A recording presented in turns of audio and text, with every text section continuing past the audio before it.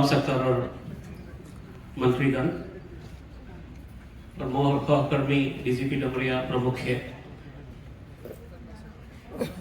আমাৰ বিষয়াসকল আৰু আজি যি অনুষ্ঠানত এপইণ্টমেণ্ট লেটাৰ্ছ স্বীকাৰ কৰিবলৈ অহা সকলো বিষয়াসকল আৰু তেখেতসকলৰ অভিভাৱকসকল জয়তে আপোনালোক সকলোলৈ অসম চৰকাৰৰ পৰা আৰু মোৰ ব্যক্তিগতভাৱে সকলোকো আন্তৰিক স্বাগতম আৰু উল্লাস যাচিছোঁ। আজি আপোনালোকে জানে ইতিমধ্যে আমি বিভিন্ন লাষ্ট যোৱা 3.5 বছৰ 4 বছৰত চৰকাৰত যিমান খালি আছে এইকেইটা পোষ্টিংছ এপইণ্টমেণ্ট অসমৰ মাননীয় মুখ্যমন্ত্ৰী ডক্টৰ হিমন্ত বিশ্ব শৰ্মা ডাঙৰীয়া মঞ্চলৈ আমি আদৰিছোঁ অসম চৰকাৰৰ সন্মানীয় মন্ত্ৰী ৰঞ্জিত কুমাৰ দাস, অতুল বৰা, কেশৱ মহন্ত, শ্ৰীযুত যোগেন মোহন, শ্ৰীমতী অজন্তা নেওগ, জয়ন্ত মল্ল বৰুৱা, প্ৰশান্ত ফুকন, কৃষ্ণেন্দু পাল আৰু ৰূপেশ গোৱালা, লগতে মুখ্য সচিব ডক্টৰ ৰবি কোটা, APSCৰ অধ্যক্ষ দেৱৰাজ উপাধ্যায় আৰু অসম আৰক্ষী সঞ্চালক প্ৰধান হৰমিত সিং মহোদয় মঞ্চত আমি আদৰিছোঁ।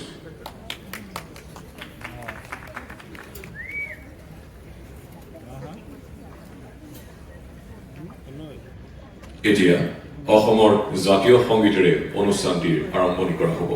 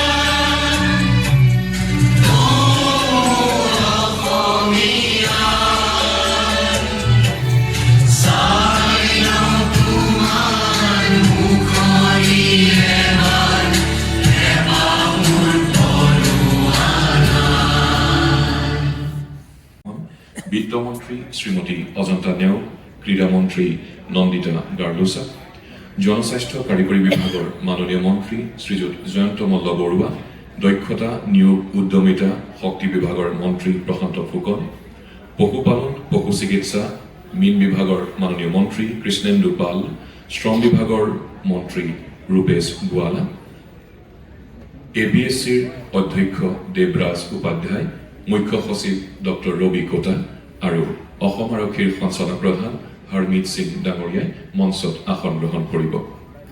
আৰু মাত্ৰ কিছু সময়ৰ অপেক্ষা আজিৰ অনুষ্ঠানৰ মুখ্য অতিথি সন্মানীয় মুখ্যমন্ত্ৰী ডক্টৰ হিমন্ত বিশ্ব শৰ্মা ডাঙৰীয়া সভাগৃহত কিছু সময়ৰ ভিতৰতে আহি উপস্থিত হ'ব।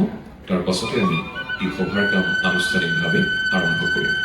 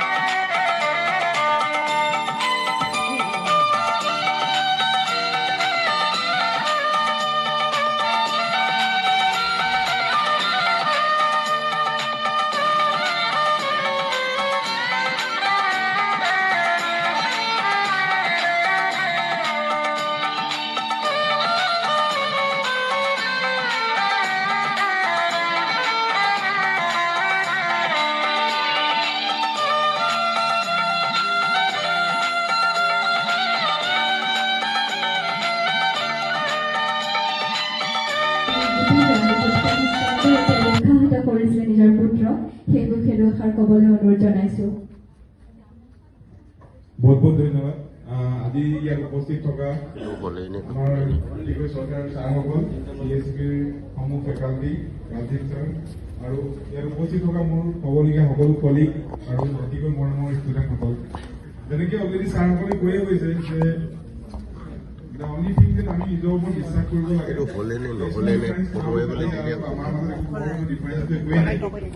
অলপমান এটা পৰীক্ষাৰ ৰিজাল্টৰ ডিফাৰেঞ্চটো আছে। মই ভাবোঁ তোমালোকৰ আৰু ভাল হ'ব। আমি পাৰিছোঁ যেতিয়া তোমালোকে আৰু পাৰিবা, খুবেই ভাল হ'ব। কষ্ট কৰি যোৱা আৰু নিজৰ ওপৰত বিশ্বাসটো থাকিলে চবেই হৈ যায়।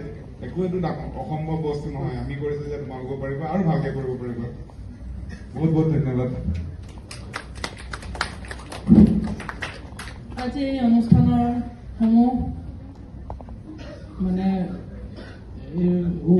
সফলতা লাভ কৰা ছাত্ৰ ছাত্ৰী আৰু ইয়াত প্ৰশিক্ষণ বা ট্ৰেইনিং বা হেৰি লৈ থকা ছাত্ৰ ছাত্ৰীসকল, বিশেষ মই ক'বলৈ ইয়াত মঞ্চত নোৱাৰোৱেই। মাত্ৰ এটা কথাই মোৰ মনত আছে, আহি শুনি বহাৰ পৰা মোক দেখাই আছে, এই ছাৰে মোক মক টেষ্ট লৈছিলে, বহুত ধুনীয়াকৈ মোক মানে মেইন ইণ্টাৰভিউত উপস্থিত হ'বলৈ গাইডেঞ্চ দিলে আৰু মই বহুতখিনি লাভ কৰিলোঁ। আৰু মই যিহেতু চাকৰি কৰা আছিলে, HPত তেওঁ চাকৰি কৰি আছিলে, বহুত বিজি হৈ থাকে, কিন্তু পঢ়িবলৈ বহুত মন আছিলে। কৈ আছিলে মা, মই এই চাকৰিটো কৰাতকৈও ৰাইজৰ ওচৰলৈ যাবলৈ মোৰ খুব মন আছে, এখন বহল সমাজ পাম, ভালকৈ কাম কৰিব পাৰিম। মই তেতিয়া কৈছিলোঁ কোনো ডাঙৰ কথা নহয়, তুমি পঢ়া, একান্ত মানে পঢ়া, কামো কৰি থকা। আৰু সেইকাৰণে চাগে যিখিনি সময় পায় পঢ়ি থাকে। কাম কৰাৰ পাছত ৰাতি সি বহুত দেৰিলৈকে পঢ়ে। আৰু মই ভাবিছিলোঁ যে এইবাৰ নোৱাৰিলেও নিশ্চয় এবাৰ ভালদৰে সফলতা লাভ কৰিব। আগতে সৰুৰ পৰাই পঢ়াত বহুত ভাল আছিলে আৰু বাহিৰা কিতাপো বহুত পঢ়িছিলে। সেইদৰে তাৰ নিজৰ কষ্ট আৰু আমাৰ মানে ধৰি লওক তাক কোৱা যিখিনি উপদেশ সেইখিনি সি মানি চলিছিলে। সেইকাৰণে হয়তো আজি আপোনালোকৰ সন্মুখত এনেদৰে উপস্থিত হ'বলৈ পাইছোঁ। আৰু মোৰ বহুত ভাল লাগিছে, তেখেতলোকে মোকো মঞ্চত আনি এনেদৰে সম্বৰ্ধনা জনাইছে, দুষাৰ ক'বলৈও দিছে। মই সকলোলৈকে শেষত পুনৰ মানে ধন্যবাদ জনাইছোঁ। এনেদৰে যেন সকলোকে আগলৈও সম্বৰ্ধনা অনুষ্ঠান পাতি ছাত্ৰ ছাত্ৰীক আগবাঢ়িবলৈ সুবিধাকণ দিয়ে। এই মঞ্চখনৰ পৰা যেন আৰু বহুত ভাল ভালকৈ পাছলৈও সফলতা লাভ কৰক, ইয়াকে কামনা কৰিলোঁ। প্ৰগ্ৰামৰ এগৰাকী ছাত্ৰী আছিলে, তেওঁখন ফুলাম গামোচাৰে আৰু সম্বৰ্ধনা পত্ৰেৰে সম্বৰ্ধনা জনাবলৈ মই নিপা ছাৰক অনুৰোধ জনাইছোঁ।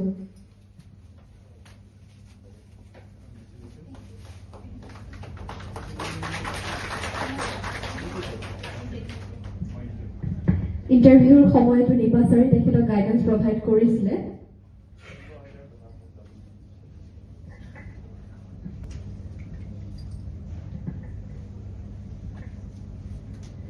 আমাৰ লগত আছে তেখেতৰ পিতৃ আৰু মাতৃ পল্লৱী গগৈ আৰু পৰাগজ্যোতি গগৈ। তেখেতসকলক এখন এখনি ফুলাম গামোচাৰে সম্বৰ্ধনা জনাবলৈ অনুৰোধ জনাইছোঁ।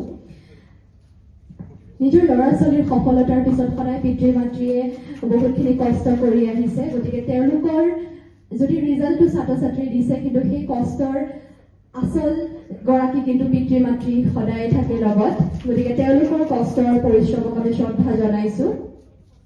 মই দুআষাৰ ক'বলৈ অনুৰোধ জনাইছোঁ। নমস্কাৰ। আজি CSFত মোক ইমান অনাৰ আৰু সন্মান দিয়াৰ বাবে ধন্যবাদ জ্ঞাপন কৰিছোঁ। মই আপোনালোকক মোৰ জাৰ্ণিটোৰ কথা ক'ব বিচাৰিম।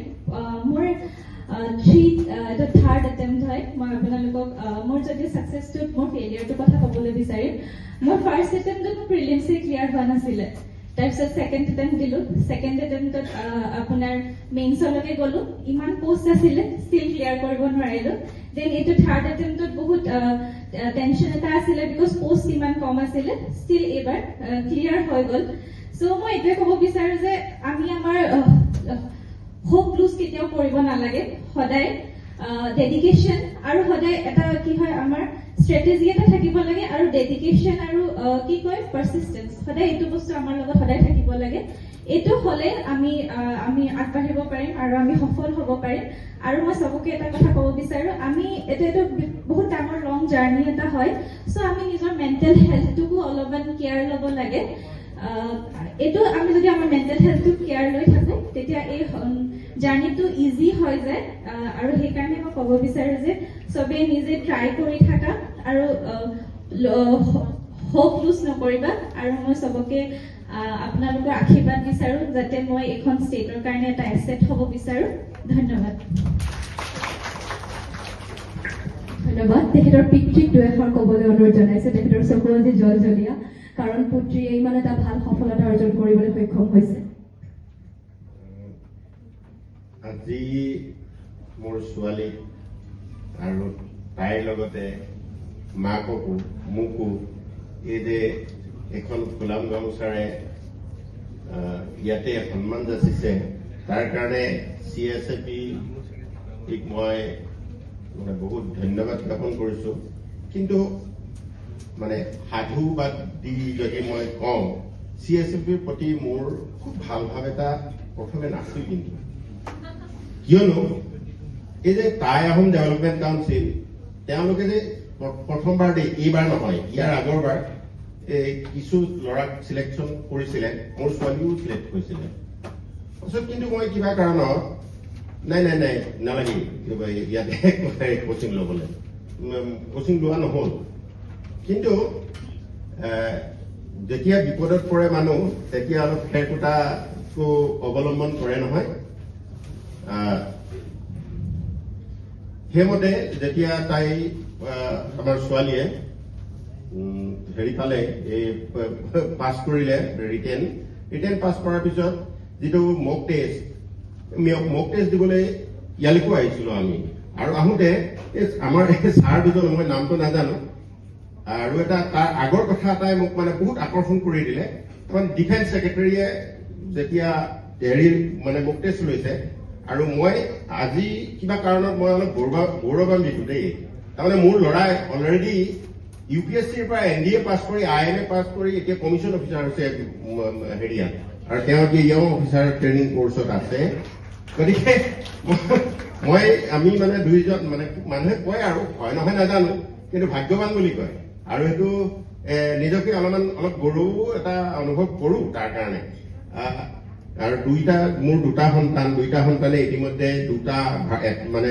এডমিনিষ্ট্ৰেটিভ চাৰ্ভিচ চিলেকশ্যনৰ মাজেদি দুইটাই সংস্থাপিত হ'বলৈ গৈ আছে গতিকে সেইকাৰণে হেৰি কৰোঁ তাৰপিছতে তেখেতলোক দুজনে যিটো মানে মক টেষ্ট ল'লে সেই মক টেষ্টটোৱে মোকো অলপ কনফিডেণ্ট কৰিলে এটা হয় মানে মোৰ ছোৱালী পাছ কৰিব আৰু এই ME স্কুল এখনৰ ছায়েন্স গ্ৰেজুৱেট টিচাৰ হিচাপে এপইণ্টমেণ্ট লৈ লোৱাৰ পিছত যেতিয়া তাত সোমাই গুচি গ'লো তেতিয়া এই পৰীক্ষাবিলাক দিয়াৰ কোনো মানে অৱকাশ নাইকিয়া হৈ গুচি গ'ল তেতিয়া মই এটা সিদ্ধান্তত উপনীত হৈছোঁ আৰু মই এওঁলোককো সেই সিদ্ধান্তত উপনীত কৰিবৰ কাৰণে যত্ন কৰোঁ মানুহে সদায় এটা লক্ষ্যত থাকিব লাগে মই ৰজা হ'ম ৰজাই হ'ম আৰু নহ'লে আৰু একো নহওঁ তাৰমানে একোৱেই নহওঁ যি হ'মেই তাত কিন্তু আমাৰ চৰিত্ৰটো কি আমাৰ মই ৰজা হ'ব নোৱাৰিলোঁ মন্ত্ৰী হ'ব নোৱাৰিলোঁ বিষয়া হ'ব নোৱাৰিলোঁ কৰ্মচাৰী হ'বলৈ মাষ্টৰ কিবা এটা হ'ম সেইটো নোৱাৰিলোঁ ফ'ৰ্থ গ্ৰেড হ'ম খেতি কৰি এই যিটো মানে লোভ এটা মানে টাৰ্গেট এই টাৰ্গেটটোৱে